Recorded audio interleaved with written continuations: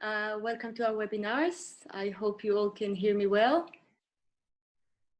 I'm having a nice smile from Deborah, so I guess you guys will hear me well. We'll wait 2 more minutes. We have a few of you on the line. We just wait probably 2 more minutes, and we will start.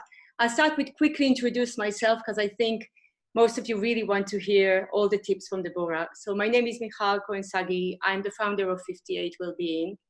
And we are partnering with Power London to run those amazing webinars to really support everybody out there that are at home and get as many tips as possible for a healthy lifestyle. We're also offering wellness assessment, well-being assessments for free as well. So really working with Power and Power doctors to have that integrated approach to help you understand how you live your life and how we can support it, and have ongoing wonderful therapists that volunteered to spend their time and share as much as knowledge as possible to help with everybody everyday life during these days. With that, I want to introduce Deborah, who is with us today. I met Deborah few months ago, actually much longer now. And what fascinated me the most is really her dedication living Ayurvedic lifestyle and her story on how much this changed her life and helped her to really have a wonderful, healthy lifestyle for ongoing. So with that, I think the best will be for me to move the space to Deborah to start the session. Thank you. Thank you, Michal. Can everybody hear me? I'm not sure. I think, yeah. Can you, okay, perfect. Thank you for your introduction. I met Michal over half a year ago when I introduced her to Ayurveda, which has been, for my personal journey, a 360 degrees healing system that made me realize so much about my mind-body connection that I had never realized before. So I think what you've seen in the preview is that today we're going to talk a bit about the philosophy of Ayurveda, what it entails, how Ayurveda views the body, and how from there's different mind-body types that each of us is part of. So when you know your mind-body type, you can basically customize your life, your lifestyle, and the choices that you make in order to thrive. That's basically what it is, because for Ayurveda's principles, disease is distraction from feeling easy, distraction from doing what you're supposed to do. And therefore, by having a healthy, balanced lifestyle, you will not be distracted by disease or feeling uneasy. And you can really reach your full potential. So Ayurveda started about 5,000 years ago in the Himalayas, India. There were rishis, which were seers, and they were in the mountains, and they were looked at as very wise men. Unfortunately, we're only men, as far as I know.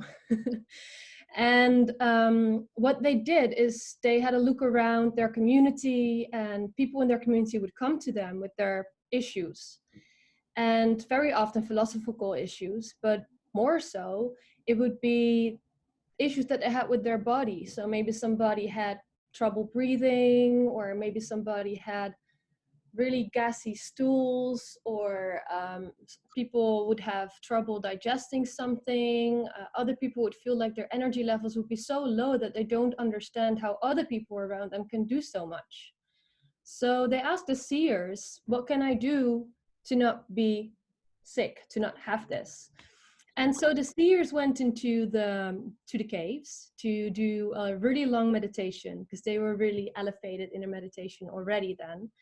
And in their meditation, what they saw was visuals that, if you would compare it to something that we know now, it would come close to quantum physics. And in these visuals, they understood that the body as we experience it is not so much the body, but it's consciousness. We are not our body, but we are crystallized matter of consciousness.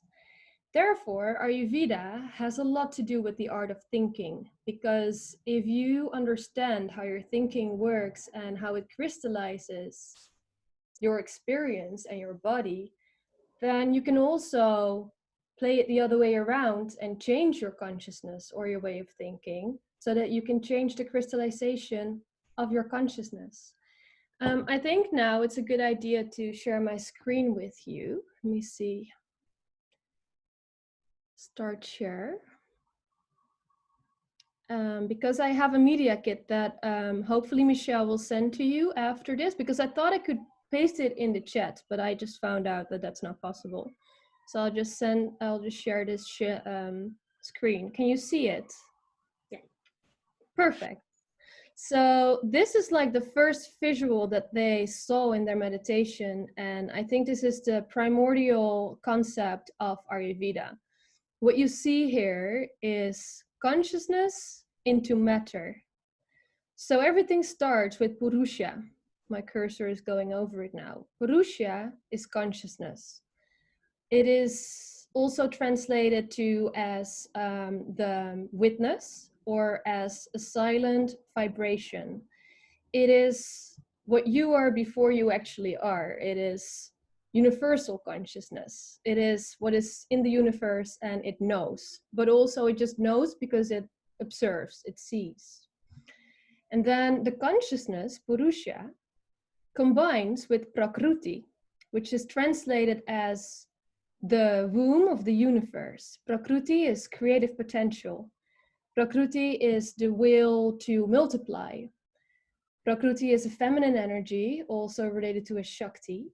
And when Prakruti and Purusha come together, the collective consciousness goes into creative potential and creates Mahat, which is cellular intelligence.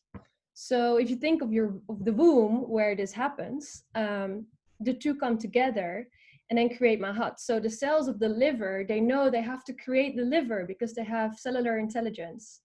And the cells of the lungs, they know exactly how to shape and make the structure because they're going to be lungs. And so that is the cellular intelligence. So we have collective intelligence, universal intelligence is Purusha, and then cellular intelligence. That becomes the Ahamkara. Ahamkara is, how can I explain it? If you right now look at something in your room, the moment that you recognize what that certain thing is that you're seeing in your room, that is when Ahamkara is born. Ahamkara is the feeling of identification and I am. So I am, this Ahamkara is also where the ego is rooting. When this ego and the cellular intelligence come together, that's how one person's, an individual's mind is created. So one mind identifies in a way. One mind feels like, oh, I should be doing this and this and this in my life. Through Ayurveda, that will be based on karma. And that makes a person. Well, first a person's mind. And then we have three energies in a person's mind. So each individual has three energies that creates the identity of a mind. The first energy is Tamas. Tamas relates to earth and to water. It is heavy, it is dull. Therefore, Tamas is the energy that creates form. Without Tamas, we would not have any form. We would not have no skin. We would not have no organs because we would be shapeless. So Tamas is what creates form and therefore is heavy. Tamas is also what puts you to sleep and what puts you to repair. But it's also what gives meaning to your feelings. Then the second one is Rajas, which is fire. Rajas combines Tamas and Sattva to become the form. Rajas is basically metabolism or digestion. And then we have Sattva. Sattva is space, relates to space. Rajas relates to fire. Sattva relates to space. And it is a clarity of mind. It is silence, peace, peace of mind, all the peaceful qualities that you can think of, they all relate to Sattva. And Sattva is what we think as the most important energy, because as long as you have Sattva and you feel sattvic, you have a clarity of mind. And when clarity of mind combines with fire and combines with the form, the earth and the water, you will be able to live the life the way that you were supposed to live your life. So that's a little bit about the Ayurvedic philosophy. And without that philosophy, that spiritual part of it, I think it's really hard to complete the 360 degrees of the healing system, because where it all begins and where it's all seated is in the mind. So when you have these three energies, Sattva, Rajas, and Tamas, then you still only have a mind. But Tamas, the earth and the water, they give a door, a way to existence, to a shape. So from Tamas comes earth and water, and in this earth and the water come the five senses. So the five senses, you have hearing, you have seeing, you have smelling, you have taste, and you have feeling. And these five senses give meaning to your existence. And that is the beginning of the five elemental theory. And this five elemental theory will help you to create an idea of what your mind-body type is. I'm on 2 calls right now. When it's finished, we will talk. I think the microphone is switched. Oh, not anymore. Okay, so we were with the five elemental theory. I might want to share my screen again, but before I do this, I'm going to explain something about the five elemental theory. The five elements are, well, we had them before. Space is the first, the second is air, the third is fire, the fourth is water, and the fifth is earth. And these five elements are the creation of Prakruti. So it is, in all these elements, there is the collective consciousness and there is wisdom. And these five elements, because it is consciousness, are everywhere around you. So it's not only just in your body and your mind. It is also in the herbs that you put to your food, in the food that you cook. It is in the materials that you're wearing, your clothes. It is in the products that you put on your skin. But it's also in the movements that you make, in the decisions that you make, in your learning processes. In all of these things, there are five elements. And with these five elements at the base of your existence, these five elements say a lot about what your tendencies are. So when you were born, there was one or two elements dominant in your ratio that created your DNA. And in this ratio, you can see which elements you are most inclined to engage with in your life. So there is space that stands for spaciousness, it's connectiveness. Very often musicians have a high ratio of space. The second one, air, is creativeness. So when you have the space, you can then get creative, but also movement. So people that like to move a lot, but also cities where there's many movements going on, have a high ratio of air. The third, fire, you can think of, well, your boss probably has a lot of fire in his or her DNA in the elemental ratio. Because fire stands not only just for digestion and metabolism, but it also stands for transforming things, which is what metabolism is, basically. So it stands for transforming things. It's very connected to the sense of seeing, and therefore they have great vision. The fourth element is water, and water is a healing element. It is oil. It is the plasma in your body, but you also have the water element. You can find it in skincare, for example. You can find it in art, because water is also the transformer for the transfer for emotions. And water is also in your menstrual cycle. When you are about to ovulate, you have a high ratio of water, because you feel more heavy and more dense. And then the fifth element is earth. When you think of earthy people, you would first think of, oh, that's just people that are down to earth. But it means stable people. It's the ones that like connections, the ones that are always there for you. Your mother has a high ratio of earth, naturally, because she's a mother and has to be stable for her kids. But also, earth is financial insights, financial wisdom, stocking up. Yeah, what else is earthy around you? Loads of food are actually also earthy because food can help you feeling more grounded. So with these 5 elements, if you're born with one of these elements that was dominant in you, it also means that you're most inclined to engage with this element all the time. So it's like the idea of like increases like. So if I was born with a lot of fire, which is true for me, you can even see by my hair because it's red. Fiery people have not necessarily red hair, but often they have freckles.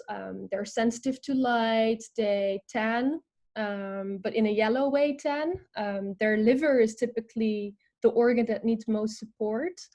The fire is connected to the blood, for example, as well. It gives you color. So when I was born with a fiery constitution, it also means that I engage a lot with fire. So when I was just beginning as a model, I wasn't aware of this, and I was engaging with fire all the time. So I liked to do cardio, which is fire the heart. And I only did cardio, basically. I didn't do much building my strength or my muscles. The only thing I cared for was cardio. Loads of movement. I loved spicy food, Indian, Thai, Indonesian, anything spicy, that's what I would have.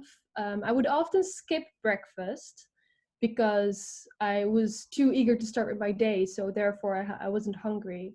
But then also the rest of the day I would be really hungry and eat a lot of snacks because I didn't want to put on weight. That has nothing to do with fire, actually. They're not wanting to put on weight. But so I was engaging all the time with fire, which means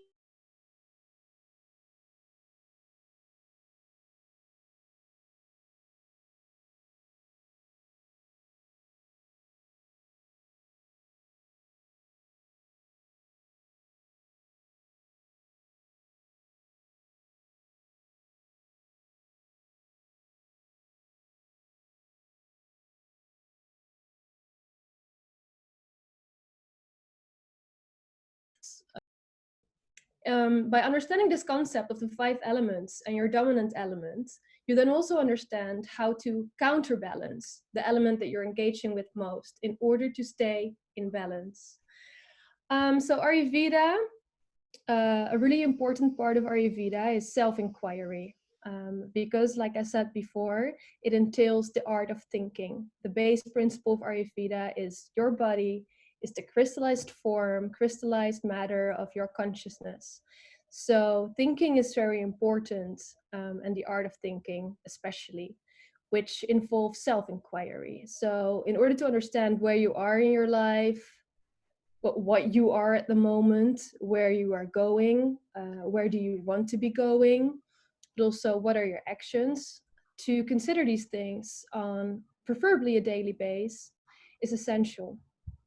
And yeah, so self-inquiry is really, really essential. And from self-inquiry, to support your self-inquiry, Ayurveda has this model with the 5 elements and the doshic theories.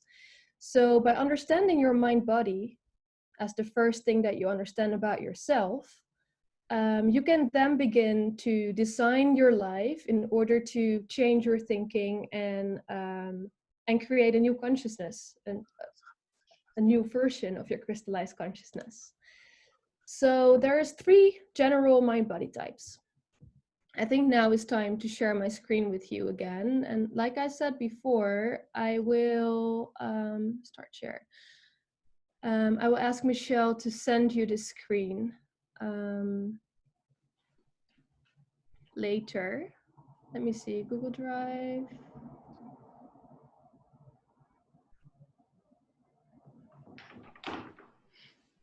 Media Kit Dosha, share screen.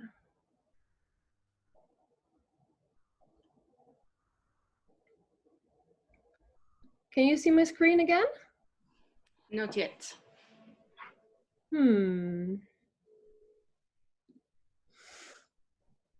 Share screen here. Google Drive.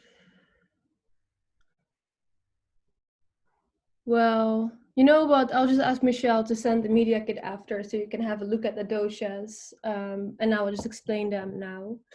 So the first dosha that exists is Vata, which is space and air. The main element is space and the disturbing element is air. Because if your air is increasing, your space is lacking, and that causes pain, that causes restriction. And so therefore Vata is related to the sensation of pain and also related to sensation of feeling cold. It's also related to sensitive ears. So people with a Vata constitution often feel really sensitive to loud noises or to the wrong playlist. Vata is also related to movement. So people with a high Vata ratio, they just love to move, and they need to move, and they feel most comfortable when they are on the move. They learn quickly, but they also forget quickly. They're often perceived as bubbly and vivid. And their body is a thin build. Very often they have visible bone structure. When a Vata person is in balance, they have clarity of mind. They pick up feelings and expectations of others very quickly. They are energetic, always on the go. They have a good circulation because Vata is movement, and impressive speech patterns. They love to dream. They will wake up at night, but they will go back to sleep, but always have a dream to remember. And their talent is creative self-expression. When Vata goes out of balance, they are often feeling tired, fatigued, forgetful, spacey. It becomes difficult to focus. Their hands and feet may feel cold or sweaty palms, whilst feeling still cold. They may speak very quickly, or maybe their speech is interrupted. They have insomnia, difficulties falling asleep, and when they wake up, there is circle thinking. So they may still wake up with a dream, but then they cannot just let go of the dream. They think about it. They go circle thinking. The side effect of Vata in the body when it is out of balance is a gassy gut. So when you're bloated after food, always, that is a sign of a Vata imbalance. And their main challenge is that they tend to feel nervous because their nervous system is ruling them. Well, actually it's ruling everyone, but for Vata, the nervous system is very active. So they may feel nervous, worried, overwhelmed, and that leads to a creative block, which for Vata people is one of the most disturbing feelings that exists because they want to express themselves creatively. So you might be able to identify with Vata and then know that you have a high Vata ratio. I will also send you a test after so you can test the dosha that you were born with. The second one is a Pita Dosha. It is a combination of water and fire. People with a Pita Dosha in their bodies have a medium build. They build muscles quite quickly. They're good in the gym, but also at school they were always good in sports. So yeah, they tone quickly. Their weight is stable. They're quite sharp, their personality. They love to learn, but they also love to learn about themselves. And what they do really well is adapting it to themselves and then changing ways that they can change because they love change and transformation. They often have a warm or a hot body temperature. When a Pitta person is in balance, they are perfectionists. They have a strong digestion, a glowing skin, which contains quite a lot of oil. But when they're in balance, the oil amount is bright enough to be glowing, but not with blemishes. They make quick connections. They sleep through the night. They might not need as many hours, typically like 6 or 7, and they wake up feeling fresh and fruity, ready for the day. They wake up quite rested, which is, I think, a very outstanding element that belongs to Pitta people. Their talent is leadership and visionary. When they're out of balance, they tend to be workaholic. They have stomach acid and loose bowel movements. Their skin, the oil in their skin will get trapped, and it will cause skin rash or acne. They will have the challenge that they may become controlling because of their fiery personality. At night, they often wake up, but they also fall back asleep quite quickly. Their challenge for when you're out of balance is that they might bark at others when they're under stress. And another challenge is, like it has shown in my life, cardio. When you're a Pitta person and you do loads of cardio, this leads to acidity and inflammation. So in order to keep the acidity quite low and not get so inflamed in either your skin or your muscles or your digestion, it's important to really balance out the amount of cardio that you do. Actually, preferably just do breath-based sports and don't go faster than your breath. Swimming is good for Pitta people, just as Pilates is, and yoga.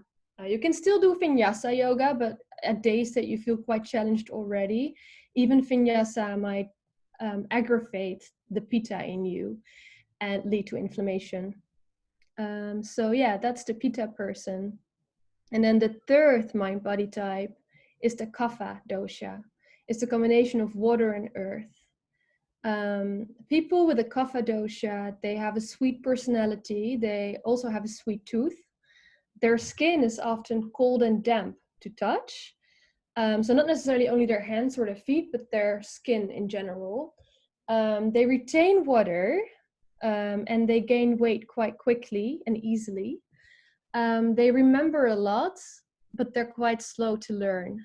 They have a developed body, like developed muscles, broad bones. They're often quite tall as well.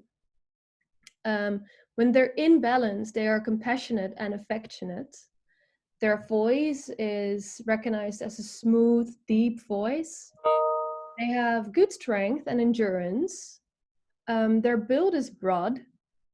And they have good immunity because Kapha, the water and the earth, is what supports your body with immunity.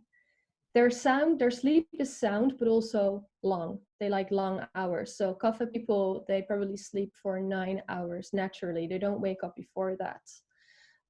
Their talent is that they are really good at keeping people together, and they're capable of building long-term relationships. So they are very valuable in your company for if you want long-term relationships with other companies or brands. Yeah, that's what Kapha people are really good in, but also in building family. When they're out of balance, so when they engage too much with the water and the earth element within them, they may become possessive or clingy. So their compassionate and affectionate qualities, they aggravate, and it becomes a possessive kind of sensation that they have, or clingy. They will fall victim for lethargy and blue moods. They gain weight easily, and they become prone to allergies. So they may have blocked sinuses or holding water in the breathing organs. They have difficulties waking up. So even after the 9 hours, they would still be tired or quite heavy. And the effect of Kapha in the body is also that the stools may become hard and incomplete. Their challenge is to work through stagnation, so to keep the body moving and don't become stagnated. So yeah, after this webinar, you will get the media kit, and in this media kit there is also a dosha test, so you could already identify one of these three, but after doing a dosha test, you know a little bit better if that is the one that really is your dosha. It involves a lot of self-knowledge. So sometimes it's helpful to maybe discuss the test with your partner, friend, or family member. The doshas are also reflecting in our body clocks and in the cycles of nature. So by understanding which dosha rules which time of the day, You know better how to get most out of your productivity and do the right things at the right time.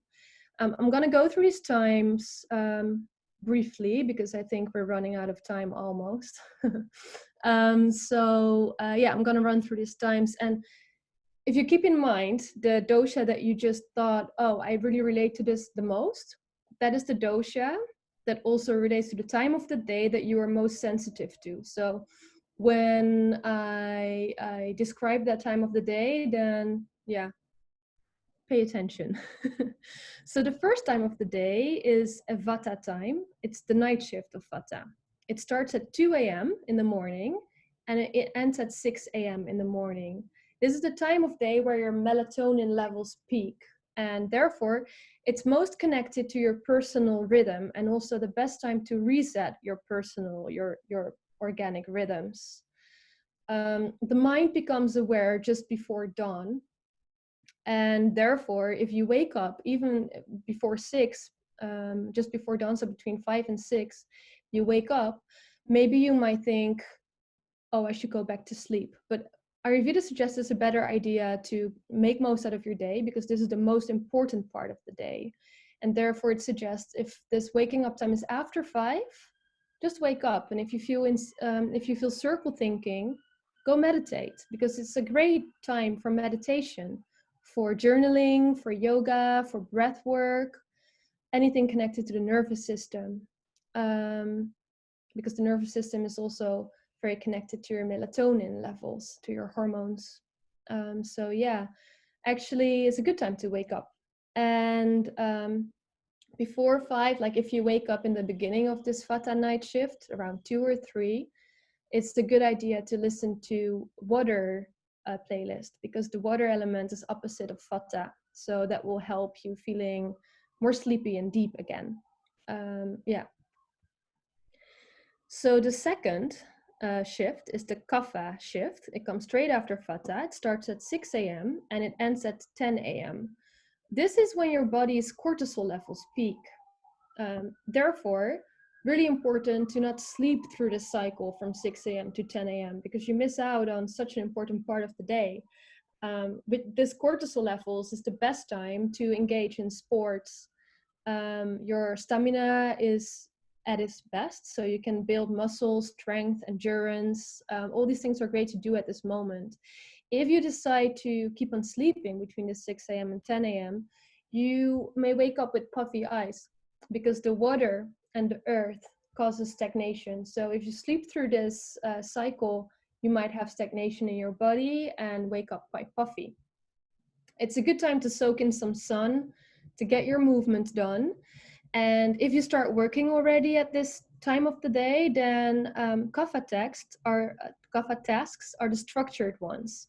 So things that have to do with planning, with financial choices, but also things that have to do with memory. So you can, if you're still a student, you can choose to learn. You're actually always a student of life, so you can do your spiritual development at this time as well.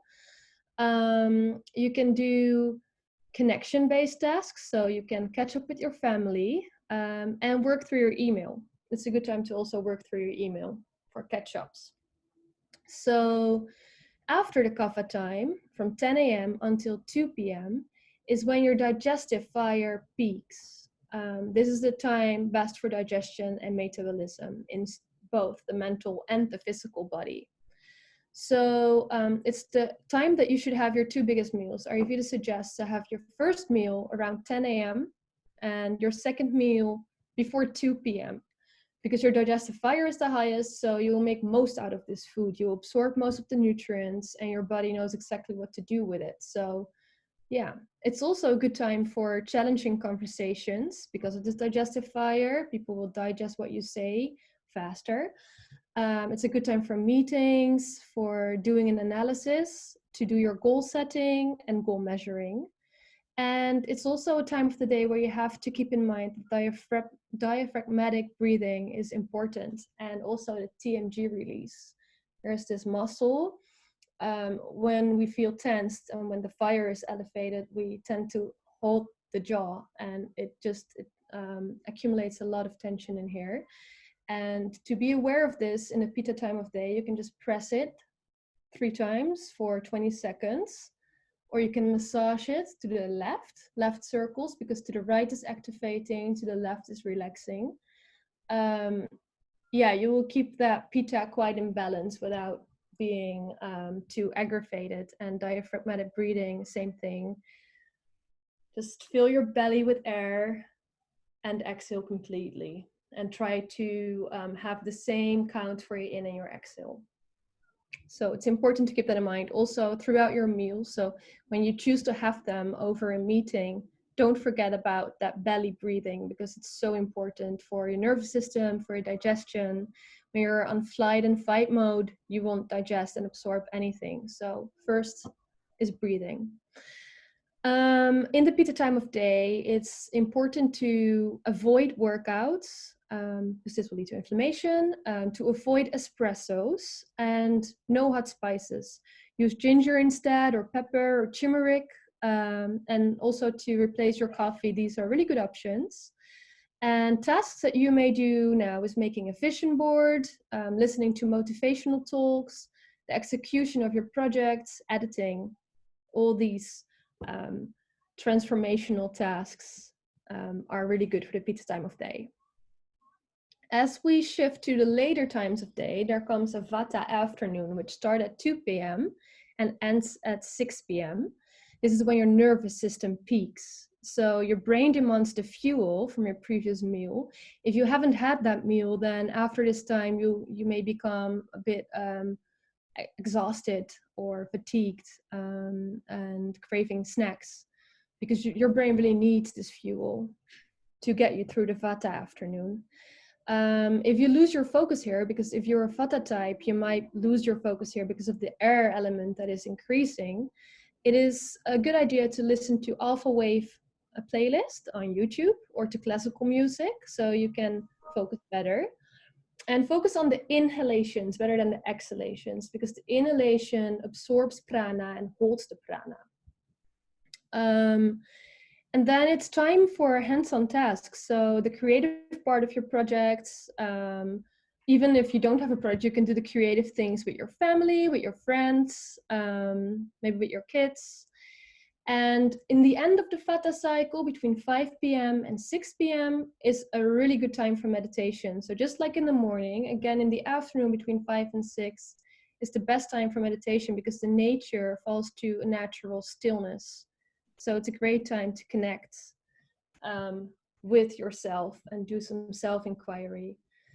Then the night starts. So from the 6 p.m. until, well, 2 a.m., it is very important to turn inwards, do your last movements, have a light meal.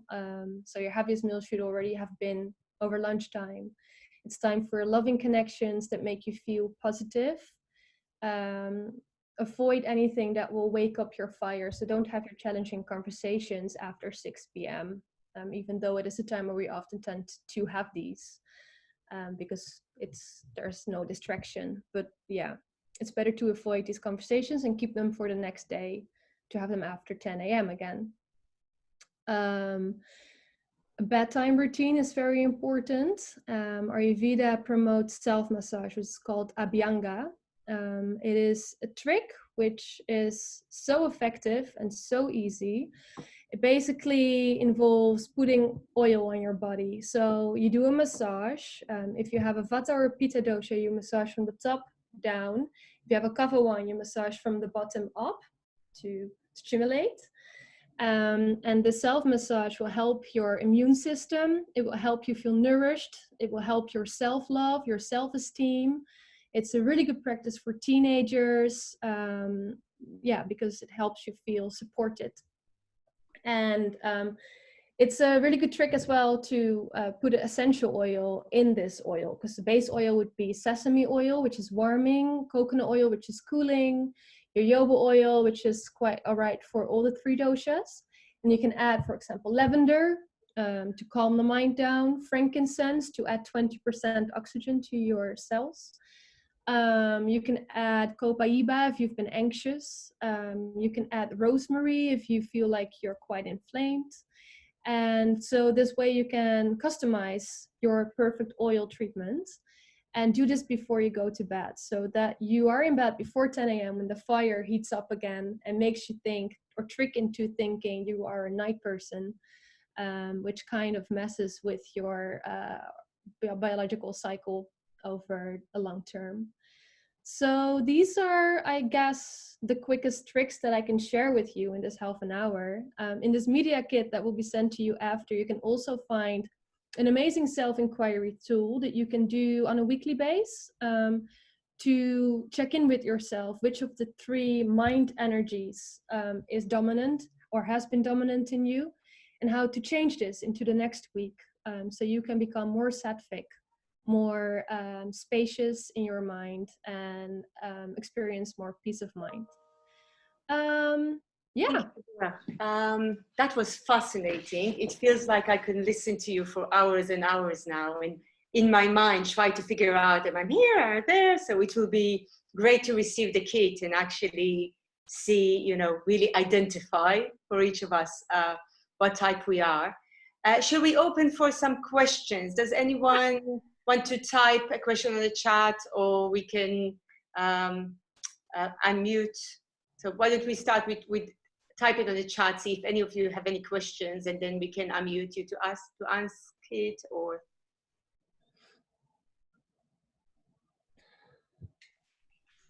Okay, I'll start with one question. Can we change the type of who we are? Or if you came to life as a fire, you stay fire and you can only balance it?